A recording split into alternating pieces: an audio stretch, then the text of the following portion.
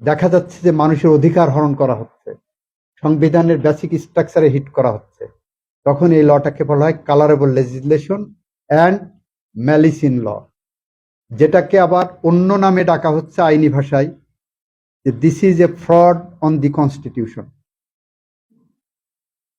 সংবিধানের উপর একটা প্রতারণা করা। আমরা বলেছি পঞ্চদশ সংশোধনী আইন যেটা সংসদে পাশ করা হয়েছে এটা সংবিধানের উপর প্রতারণার শামিল। আমি আরো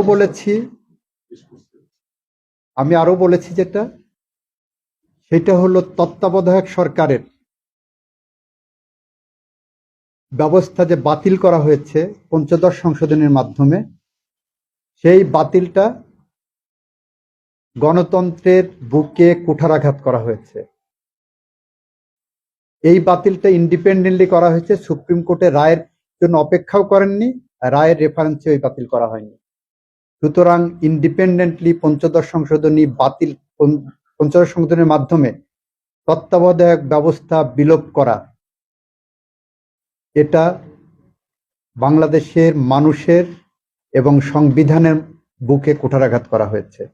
এটা আমার সাবমিশন ছিল। আমি বলেছি 123 ধারায় সংসদ সদস্যদের বহাল রেখে নির্বাচন করে আবার সংসদ সে হবেন, সেইটা অবৈধ।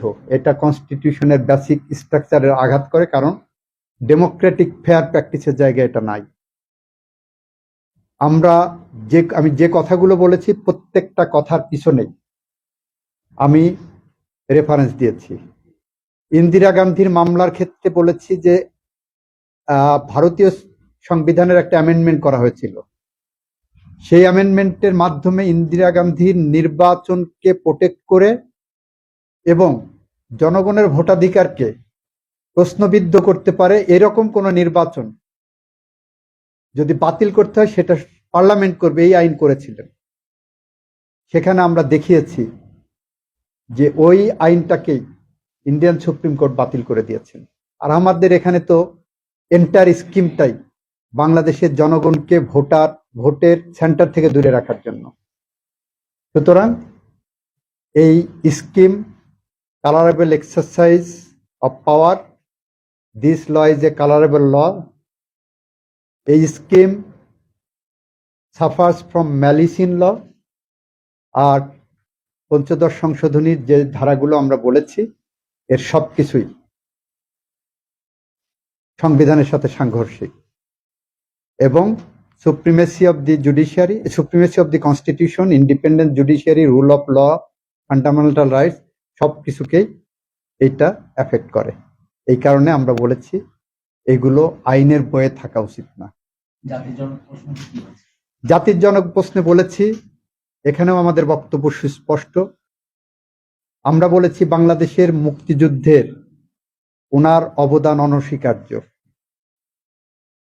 রাজনৈতিক নেতৃত্ব হিসাবে উনি অনেক উপরের মানুষ, কিন্তু একজন ব্যক্তি সবকিছু করেছেন, একজন ব্যক্তি সবকিছু। This is not the concept of our preamble of the constitution. সংবিধানের প্রিএম্বলে বলা হচ্ছে we the people of Bangladesh, আমরা সবাই স্বাধীন করেছি। এবং এই কথাটা 16th অ্যামেন্ডমেন্টের জাজমেন্টে অ্যাপেলেট ডিভিশন বলেছেন যে উইনেস থেকে সরে এসে আমরা আইনেস এবং মায়োপিক থিওরিতে গেছি।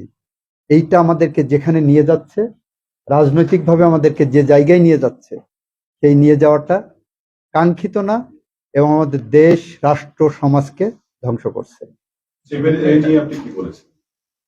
7A নিয়ে আমার এটা হলো 7 এটা করা হয়েছে এমন একটা স্কিমে, যেটা মাহমুদুল ইসলাম সাহেবের বইয়েও আছে, গণতন্ত্রকে সংকুচিত করার জন্য, গণতন্ত্রকে হত্যা করার জন্য, গণতন্ত্রকে নির্বাসিত করার জন্য এই 7A এবং 7B ইন্ট্রোডিউস করা হয়েছে। এই কারণে যে মানুষকে ভয়ের সংস্কৃতিতে রাখা, মানুষকে কণ্ঠরুদ্ধ করা, গণতান্ত্রিক সংগ্রামকে দূরে রাখা। এইটা বলার পর আমি বলেছি আজ যে জনতা রাজপথ দখল করেছে, রাজপথ দখল করে সমস্ত সিস্টেমকে ছড়িয়ে দিয়ে বিজয় অর্জন করছে।